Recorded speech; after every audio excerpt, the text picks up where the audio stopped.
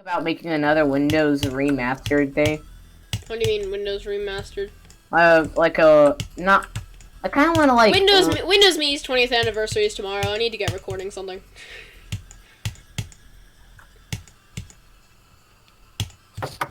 I feel like the only thing people really care about with Windows is just the fact of what sounds they are.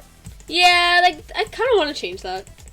It's like I want to teach people how. I want to teach. Yeah, I want to teach people like how to install Windows. That's the point of my installation tutorials.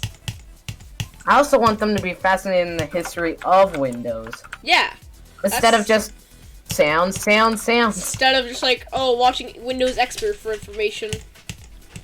Or just like only seeing like a specific thing. Like I want people to know the history of like Windows instead of just like learning about sounds or a startup screen. Yeah, exactly. But like an actual like history instead of just those stuff. Hey, I did it.